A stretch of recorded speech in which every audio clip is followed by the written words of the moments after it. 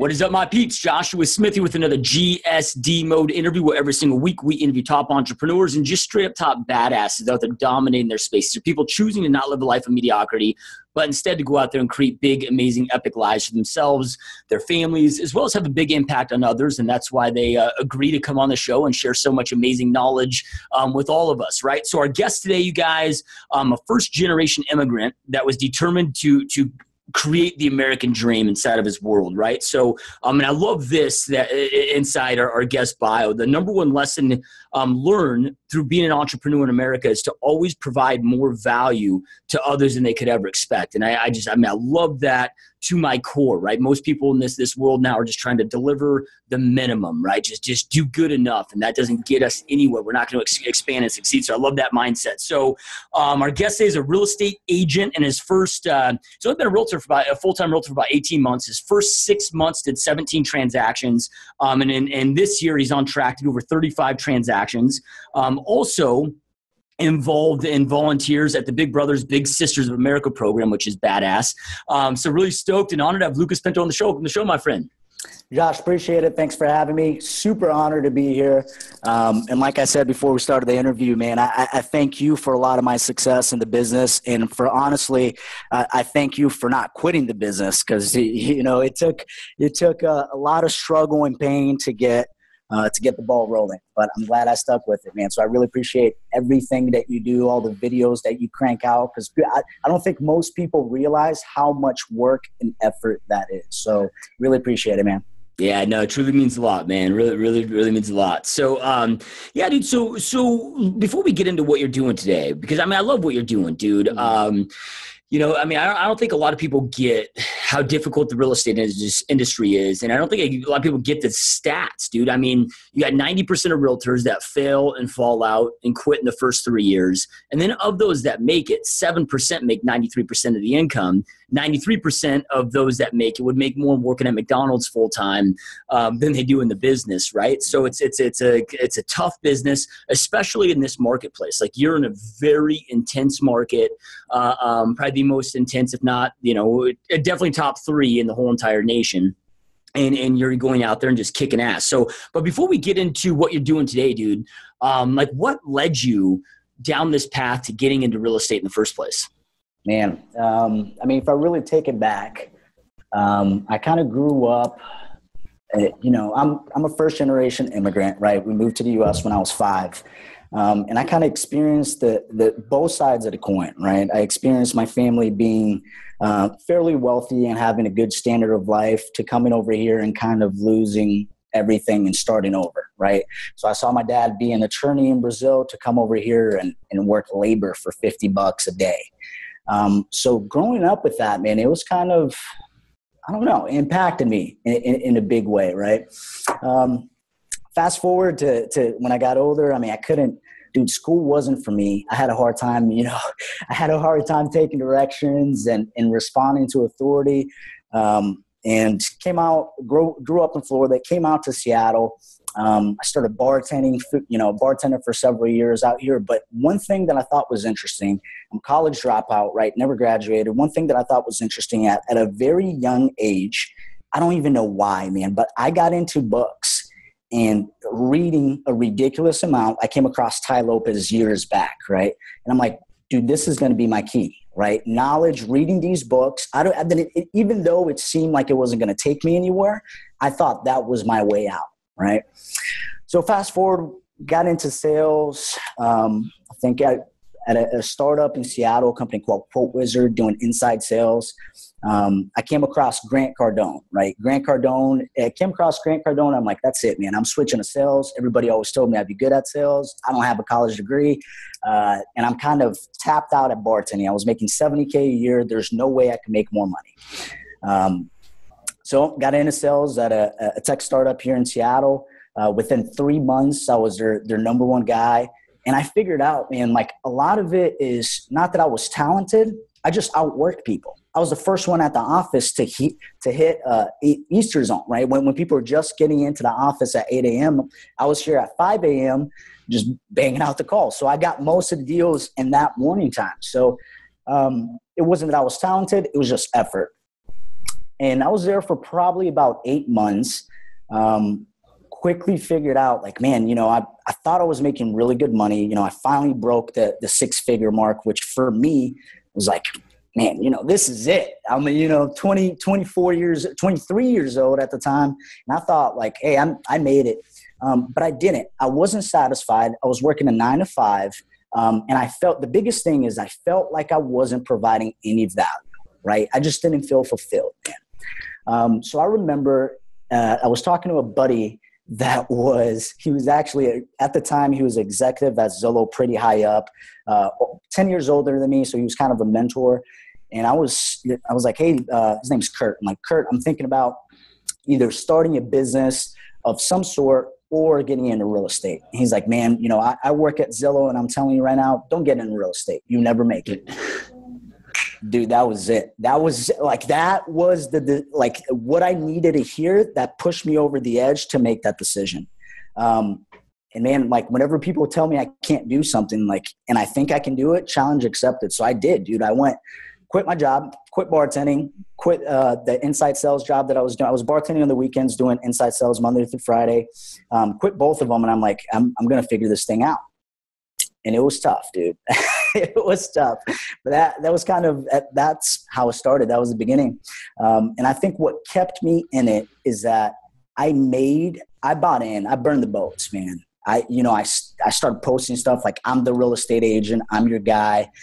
So I couldn't go back, right? It was this thought in my head where like, hey, if I don't make it, I'm going to be established. I'm going to be that statistic. And I refuse to do it, dude. I refuse to do it. Even when it got really tough, I just stuck with it. I'm glad I did. So yeah, love it, dude. Love it, man. So, all right, I know your first several months into the career was a struggle, which is for most, right? I mean, it's one of these industries where it's not like the inside sales at the tech company where you can get on the phone, pop a deal, and get a bonus, right? Like everything that we do now, we don't see the fruits for 90 to 120 days. And before we hit the record button, you were like, man, I struggled in the beginning, burned through my savings, and kind of walk us through, man, like what was that first 6 months like? And then what changed where then you go to selling like 17 deals, you go from like 0 deals in the first 6 months to 17 in the next 6 months? Right. So a couple of things. The number one mistake I made starting out, and I learned this lesson for everything I go to do in my life, any challenge I go to take on or anything that I'm going to start from scratch, I underestimated how much effort it was going to take to get good at this. I just kind of expected like, oh, I'm making 200 dials a day, my inside sales job. Like, dude, if I do this for real estate, I'll close a couple of deals a month. No, it didn't work like that, right? So number one mistake I made is underestimate how much effort it was going to take. So I started out the first couple of months, man, like any real estate agent does. At first, I found a brokerage that I thought was okay because I looked at fees first, right? Yeah. So I was going to keep 100% of zero, and that's what ended up happening. And just I signed up for, I think it was Vulcan 7, expireds and FSBOs. And it was really tough for me to time manage throughout the day, right? That discipline of actually, when you don't have to do something, of actually picking up the phone and making the calls. So man, for months, I just struggled with that. Like I'd make some calls. I didn't know how to go. Okay, I get an appointment and I don't know. I was trying to follow your system, right? But I didn't have my own scripts. Like it was just a mess, dude. I was trying to figure the business out from scratch. What changed is I switched brokerages to Hometown Advisor Real Estate. Used to be called Miller Lane Properties. Basically fairly small brokerage in this area. And two partners, Ed Lane and Scott Miller, and they offered me a position. At the time, I had 0 sales, no transactions, just trying to figure this thing out, scrambling, burning through my savings. And they offered me. They heard that I was hitting the phones for myself, and they're like, hey, why don't you come do inside sales for us? And Scott Miller is, best way I could describe him is like, he's a modern day Grant Cardone, man. The guy is like tough as nails, really hard on you. And we're negotiating this inside sales position. And at the time I thought I was just, I thought I had some knowledge, which I didn't. And he kind of put me in my place, and he's like, hey, I guarantee you, if you do this role for 6 months, you will have this business figured out. And I'm like, hey, I'll tell you what, I'm not going to be in there for 6 months. I'm going to be out in 3 months. And sure enough, I did, right? Within 3 months, I was just cranking at inside sales and filling up my own pipeline. And that's kind of when it started hitting. I mean, I was just the phone skills that I learned, right? And the scripts that I learned and the systems and the processes that I learned allowed me to unlock that potential because I wasn't thinking about it anymore, right? And like you say, everything in real estate is systems and processes, man. Like I go in a buyer presentation, I don't have to think about it because I'm always going to say the same thing. My close is always going to be the same. The objections are always going to be the same. So no mind is involved. So once I got that figured out, business started rolling. So yep. So then when you took on that inside sales position, because you were in inside sales before, having massive success with a different company, but a lot of people sit there and think, oh man, I'm a beast at sales in my company. Sales is sales. I can sell any product. And like, what do you think the difference was that then catapulted you for inside sales in real estate? Was it the scripts, or was it more that once you got in with Scott Miller and those guys that they forced the structure on you? They forced the structure on me, right? I still have the tendency, even in my own business today, that I have employees. I just hired a second one. I still have the tendency to kind of run wild, but at least now I'm aware of that and I keep it in check, right?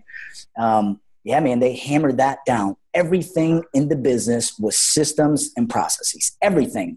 I remember when I started Inside Sales, he's like, okay, you're going to track how many calls, how many live conversations, how many appointments booked, how many no's later, and I'm like, dude, this is so stupid. And we were just getting screaming matches, bro. I'm talking about this guy with, I thought some moments he was just going to beat my ass in his office, but it was, I had talent that just didn't have the discipline, right?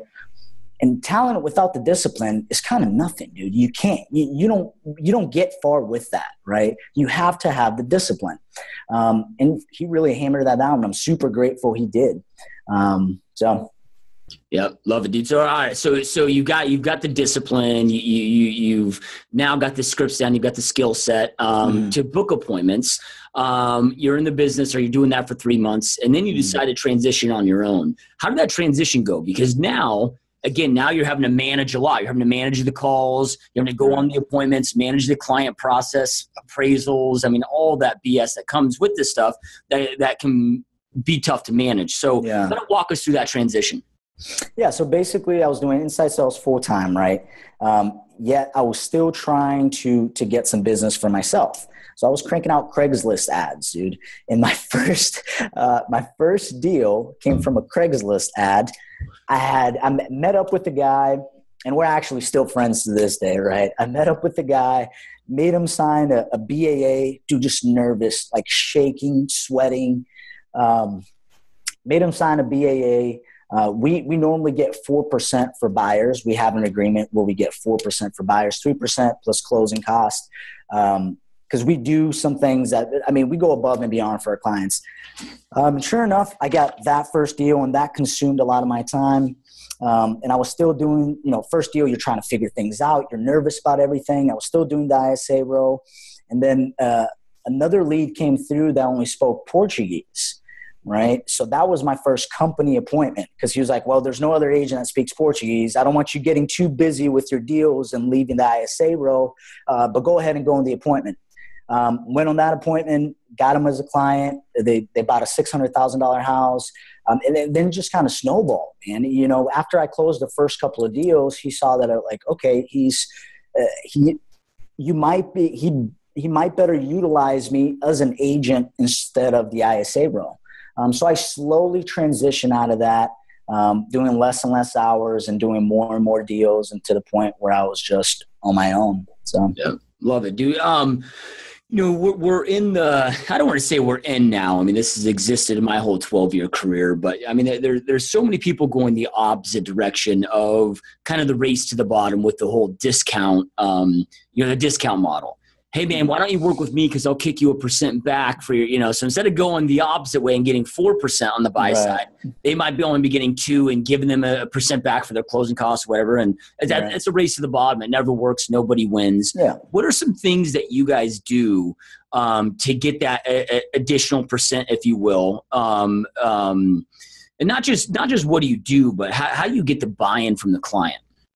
Well, so the way we present it, we always have a presentation, right? Even for buyers or for sellers, it's always a system and process. So for buyers, what we highlight is, hey, we're going to say, first of all, number one thing, be competent, right? Most agents, man, I started off and I thought I felt so insecure because I thought, oh man, I'm going against these guys that are I'm 25. Everybody in my market's way older than me, 12 years experience, 15 years experience. And these guys don't know what the hell they're doing, what they're talking about. And it's almost embarrassing to the industry, right? So once I started figuring that out, for me, it was a mental barrier where I'm like, hey, I'm worth it. I provide more value to my clients than other agents out there, and I truly believe that. So the first thing is buying in. Second thing we do, we offer you home warranty the first year. We pay that out of pocket. We offer a $10,000. Hey, we guarantee anything above $220,000. I guarantee to save you $10,000 on the purchase of your home, or I give you $1,000 of my commission back. How does that sound? Great. Boom. And I make them sign it. We offer them a cancellation guarantee where I pretty much say, hey, I'm working for you each and every day. If for any reason you're not satisfied with my service, feel free to fire me anytime. Don't fire me though. I've never been fired before. Boom. Sign here. Hand the pen. What else do we offer? So we do a lot of, well, not so much anymore, but REO, foreclosure, short sales, all that kind of stuff. So we try to get our clients priority access to these properties before they go on the market. We mail out letters for our clients if they're looking in the neighborhood. We send out yellow letters saying, hey, we have a buyer for your home that's already pre-approved. Dude, we'll go door knocking if we have to, right? We do whatever it takes compared to most agents that just sit on the MLS and maybe send them a couple properties and hope they fall in love with one. And I tell my clients, I work 7 days a week. My schedule is catered towards your schedule.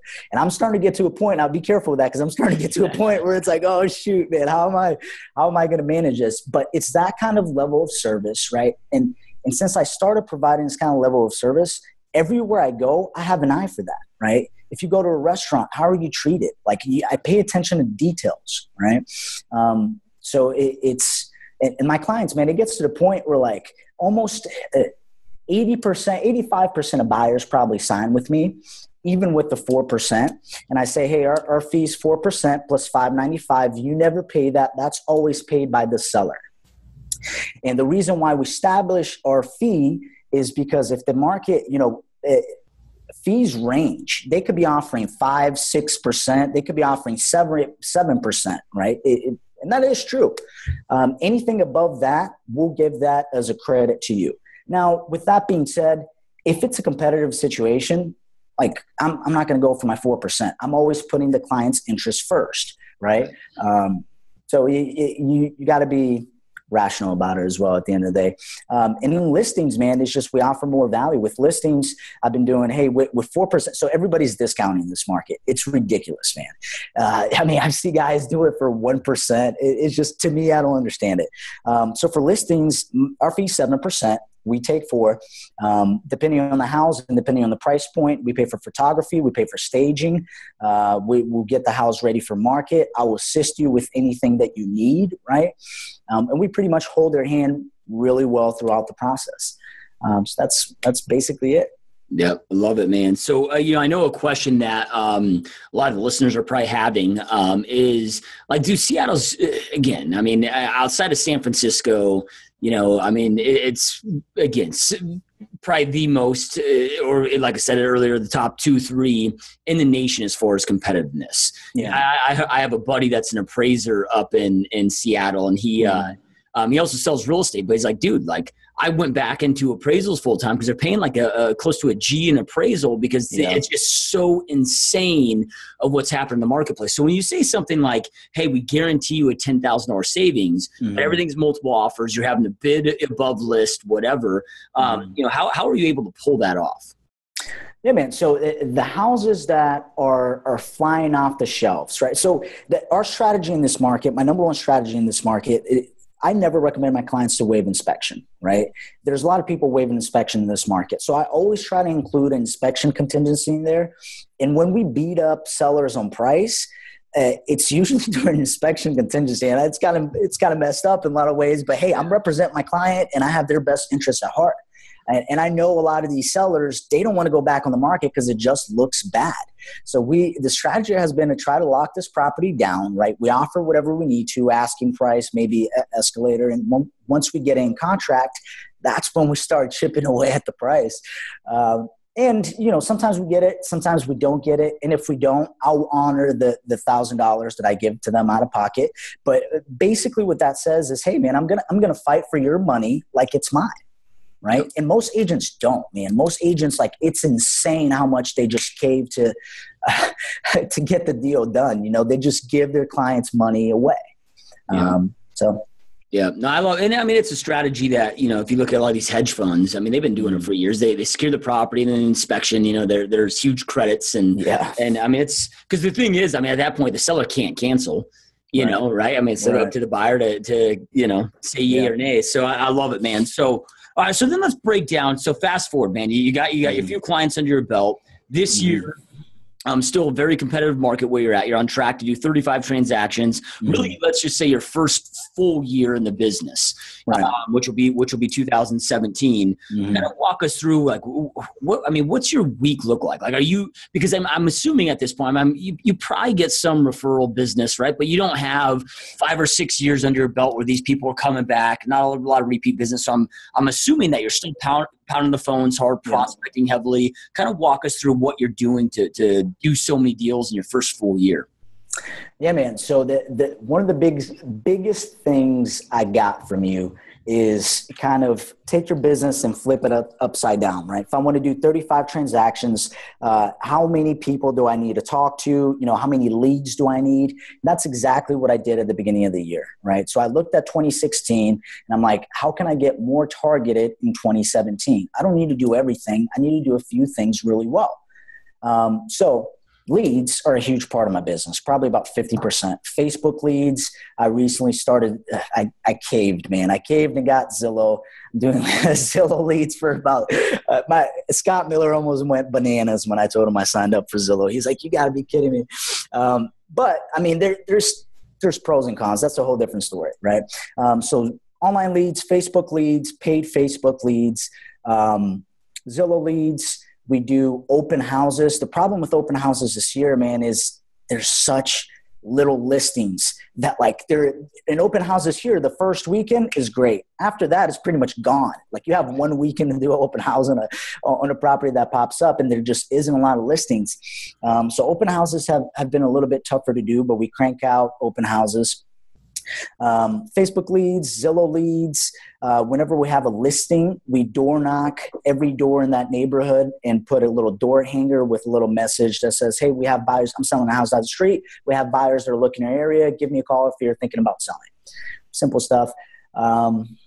And I try to work my social media pretty good, man. I've gotten some business just from my sphere on Facebook, right? I have a lot of buddies in their 20s who are now, purchasing for the first time, and I'm swooping into that business pretty good. As far as listing goes, I still take pretty much all my listings. Listings are tough to get in this market. Still pretty much take all my listings from company appointments, which is a 50-50 split.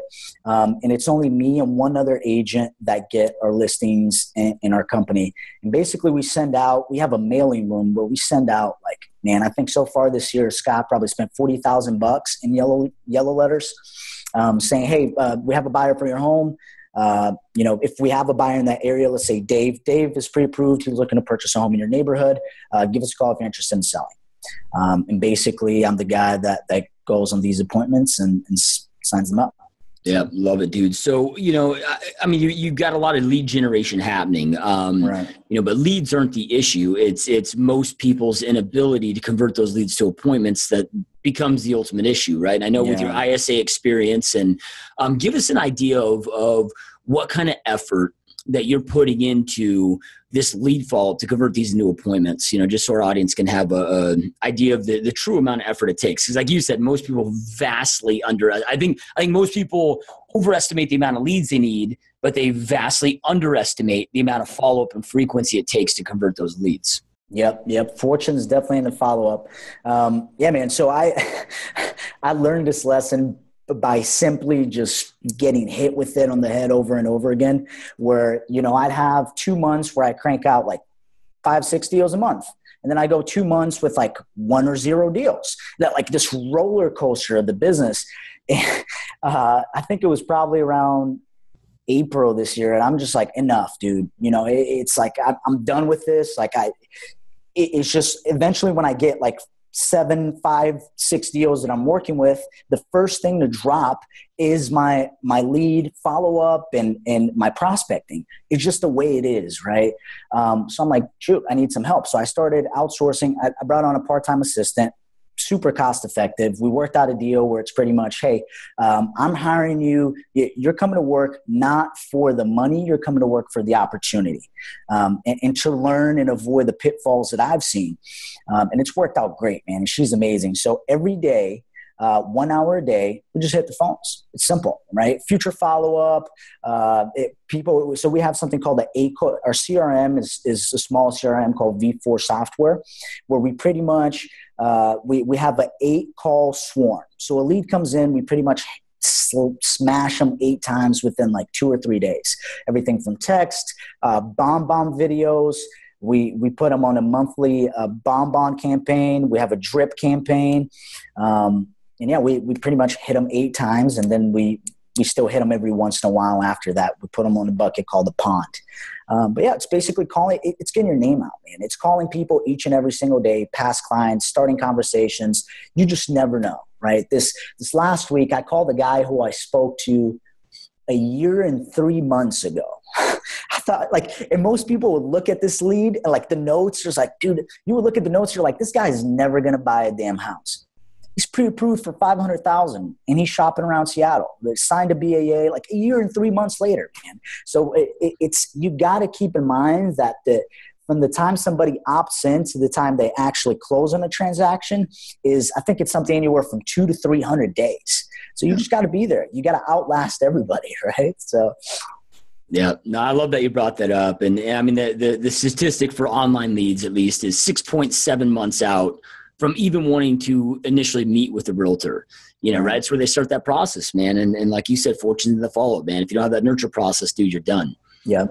So love it, man. So, where do you see yourself taking this, dude? Like, I know your business keeps expanding. I know that you have started your team now. Like you said, you hired an assistant, you're expanding that. Like, what's your vision for this? Where do you see yourself taking it? Yeah, man, it's funny because I sat down with both of the partners last week, and they're franchising the brokerage now. They just opened the second location, and and my vision was always to have a team of freaking assassins, man. Like I'm talking about like a handful of people who just are sharp, that have the same vision, that have the same level of commitment, and they truly want to serve, right? I never really wanted a big team where some agents produce, some agents don't, and you have to kind of, pick these guys that are dropping the ball up. But the partners, like they want me to franchise it, man. They want me to have my own thing. So I haven't really decided yet. I know for now, my vision is to have a small team, right? So they offered to start building a team around me where any new agent in the brokerage, that I get to sit down with them first and see if they want to come on my team. And I'll make a split. The brokerage makes a split off them, and I make a split off them for being their team leader. So Molly, which was my first hire, she just got licensed and now she's becoming an agent, right? So I'm keeping a percentage. So any company appointments that I set, 50-50 split. Anything that she sets, I think I take 30% and the brokerage gets a little bit of it. So I brought her, she's the first agent that I have under me, and I just brought on a new, I didn't publish this as an assistant. I published it as an ISA, right? I'm like, hey man, the standard is you're going to hit the phones. That's it. Yeah. So I just brought this dude on. He starts next Monday. So yeah, my vision is to have a small team that cranks out a ridiculous amount of business. So Yep. Love it, dude. So then when it comes to your prospecting, I mean, I know you have a lot of different online lead generation that's going out. So you got a lot of leads coming in that you're reaching out to. Initially, you mentioned Vulcan 7. I mean, are you still attacking, kind of playing offense with prospecting, reaching out to expireds, FSBOs, or is it at this point, is it really just following up the leads that are opting in and coming to you? Yeah, man. So I haven't done FSBOs and expired since I pretty much started. In order to do that, or at least this might be my limiting belief, right? I have a good buddy in this area who hired a full-time ISA, a true ISA, paying him $60,000-$70,000 a year. This guy knows what he's doing on the phone just to reach out to FSBOs and expireds and follow up on the leads. And his return on investment has been phenomenal, right? It's just like, it's working.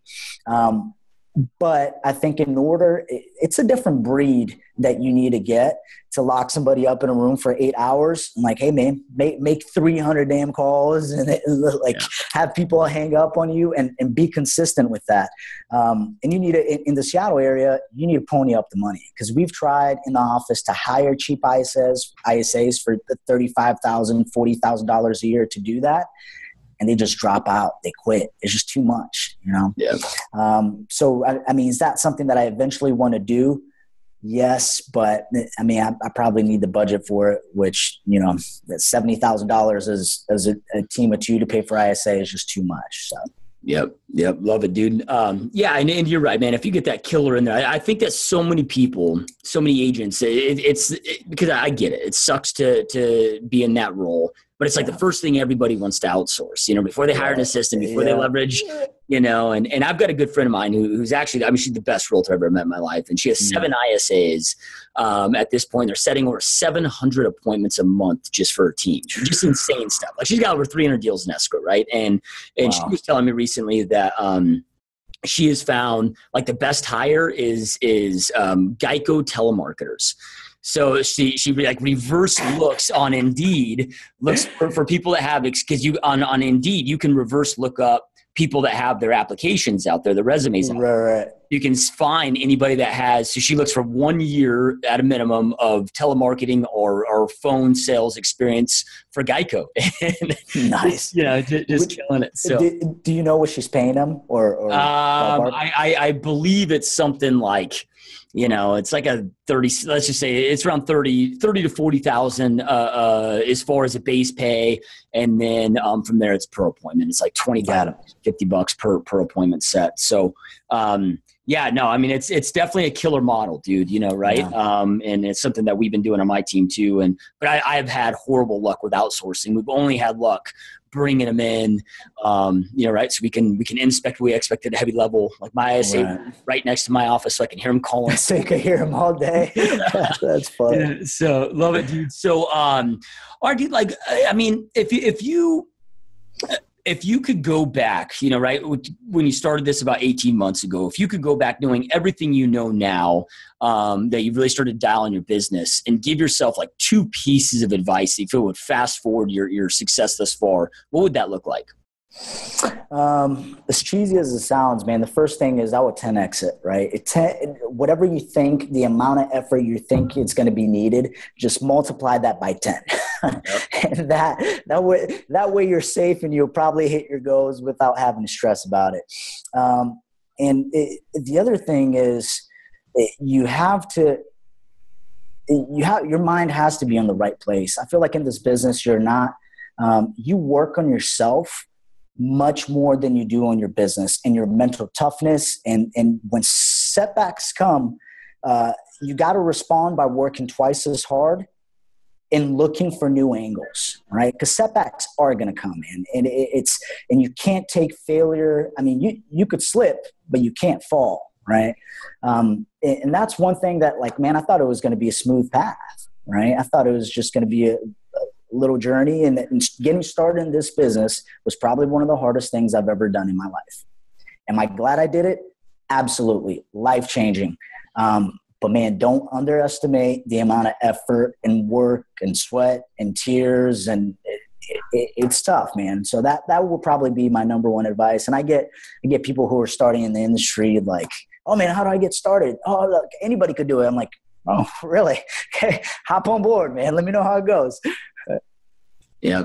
Love it, dude. So then I know that you talked about, okay, you had this kind of social accountability because you were posting on Facebook like, hey, I'm the realtor, and you didn't want to become that statistic. But I mean, was there something outside of that kept you going during those tough times, instead of saying just, fuck, dude, I'm going to go back to my other, 6 figures I was making doing before, because I'm sure that window was still open for you.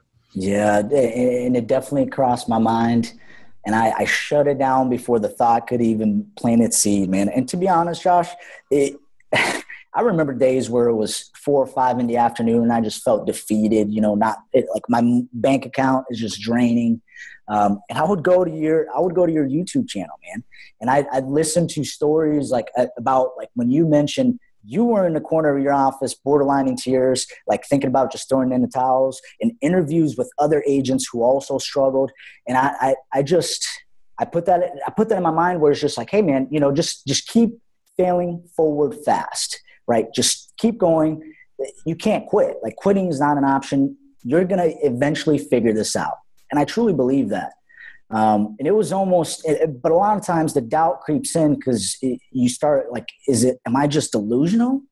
Or like, at what level do you throw in the towel? And I had people like, man, maybe you should get a job. I'm like, no, man, this is my job. I'm going to make it work. So, but I have to thank you a lot for really providing all the content and all the videos that you put out there. Cause like I said, I feel like you probably don't realize the impact that you have on people out there to probably years down the road. But man, the impact is definitely there. So really appreciate it. Yeah. Love it, man. No, it means a lot, dude. So, all right. This whole like hustle grind word, it gets thrown out there so heavily today. It's become like a fad, right? And people are like, oh shit, I grinded. I hustled hard my 10 hours today. And for those that are maybe considering this business or new that are listening to this podcast right now, or just maybe they've been doing this for a decade, but they're really struggling. What's the amount of hustle that it's taken to create the success in a short amount of time and continues to take? Yeah. So, man, I kind of, at the start, when I was cranking out 60 to 70 hours a week, and I still probably am most weeks. But the thing, like, I was not okay with it at the start because I just felt like I had this crazy thought where I thought I deserved a break, or I thought I deserved the weekend because I'm 25 and I felt like I was missing out on something by working so much. And I really adapted your mindset where it's like, it's not separated. It's not work and life, like different buckets, different area. It's all freaking life, man. And honestly, I am my happiest when I'm achieving and pursuing my goals and my dreams. So I work as much as I need to, right? I enjoy it. I enjoy getting up at 5 a.m. I hate it, but I enjoy the results that it brings, right? 5 a.m. workouts freaking suck. But hey, by 7 o'clock, I'm in the office ready to go, right? So that's I read the book Extreme Ownership by Jocko Willink, and I reread that book over and over and over again. And the biggest message I get from that book, and I keep reminding myself, is that freedom comes through discipline, period. If you want freedom in life, you have to be disciplined. And people have this idea where discipline is like you're caged. It's not. Discipline frees you up. So you have more time. So you have more resources. I truly bought into that, man. And it's effort. Like I'm still working. I'm still cranking out 50, 60 hours a week. I'm still working weekends, but it doesn't bug me. I like it, right? It's all life. So. Yeah. One of my favorite quotes from Ryan Blair's got a brilliant book called Nothing to Lose, Everything to Gain. He's one of my favorite entrepreneurs. And, in there, he's like, all these entrepreneurs come to me and I'll ask them, why did they get into entrepreneurship? And they're like, oh, freedom of schedule. And he always laughs and he tells them, he goes, yeah, you get freedom of schedule. You can pick and choose the 17 hours a day you choose to work. Right? And it's that's it, man. But the cool thing is, I got in my early 20s and I was like, look, dude, I'm going to put in this investment. I'll go out there and grind, whatever, 100-hour work weeks, no vacations, no days off. But by the time I'm 30, right? I'm going to be able to live like none of my other homies were ever able to live. Yeah. Right? And if you put in that discipline, dude, I mean, I don't know anybody that doesn't really regret kind of like pissing away their 20s. You know what I mean? Yeah. So it massively pays off. So, all right, man. So, you know, I know that you're growing your team. You got this franchise opportunity. If somebody's listening to this and maybe they're in your area and they want to reach out, man, they want to learn more about you. They want to follow you. Maybe they want to talk to you about an opportunity on your team or in the franchise. What's the best place, Lucas, to get in touch with you at? Yeah, man. So you can find me on any social media outlet, really. Facebook.com/LPP33, letter L, the letter P, the letter P, 33. I'm pretty big on Instagram as well. Instagram is Luke, LUKE _ is IS _ winning, WINNING. So yeah, message me there, and I'm happy to always sit down with anybody, man. Any kind of questions. Like I feel grateful for the opportunity to give back in any way I can. So don't hesitate to reach out. Yep. Love it, man. So, you know, just like when you started watching the podcast, right? Others are here watching and listening because they want to go out there and create an amazing life for themselves and their families as well. So do you have any last pieces of advice or words or inspiration that you'd like to leave our listeners with so they can do exactly that? I do, man. And the biggest thing I could say is that with anything in life, once you make a decision of something you want to do, it's okay to be discouraged. That's part of the journey, but it's not okay to quit. So you could be discouraged at times and you could struggle with it, and that's part of the road, but quitting, man, like if I would have quit real estate, man, I could have just lived my whole life in regret, right? Nobody knows what that road that I did not take would have been like. So don't quit on your dreams. Don't quit on something that you set your mind on, and work through it. And there are much tougher things in this world than whatever I'm sure there's people that accomplish things that you want to accomplish, right? So just get it done. So yeah, love it, dude. Do you feel that part of that drive and that perseverance that you have is from watching your like you mentioned, your dad had everything in Brazil and he walked away from everything to go out there because he knew that there's a better opportunity to create for himself and his family. And I mean, you firsthand saw your parents chasing their dreams. You know, do you think that that's been a big part of it for you? That's been a huge part of it for me. The struggles that I had when I was younger literally made me who I am. To the point, like, I mean, we were broke, man. We were getting food baskets from church. When I moved out to Seattle at 19, I lived in a freaking trailer park in a closet, dude, like a straight up freaking closet, 19 years old in a trailer park, driving a 92 Escort, Ford Escort, and trying to figure out, am I going to pay rent or am I going to buy food?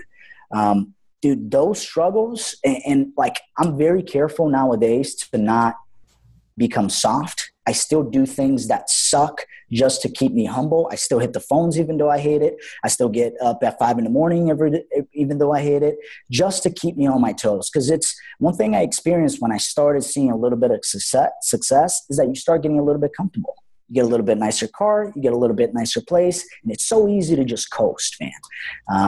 But yeah, those struggles, I mean, it made me mentally tough. So. Yeah, love it, love it. And those that are watching and listening, I know I end every podcast with this, you guys, but information without implementation truly is just the start of delusion. Information isn't power. It's taking action on that information that creates that power in your world that you're looking for. So Lucas shared so many just amazing pieces of advice with you guys today. Take something that you learned and take immediate action on it. Lucas, man, this is it's been a dope time, man. This has been a huge honor, a lot of fun, man, and you're definitely one sharp, one inspirational, amazing cat, dude. I can't wait to see where you're at in 10, 20 years from now, dude. It's going to be pretty epic to Josh, watch. I really appreciate it, man. You have been a huge mentor of mine, and I look forward to meeting you someday soon, dude. That'll be awesome. Yeah, we'll make it happen, my friend. All right, you guys. Well, thank you again for watching and listening. We will see you next time. See ya.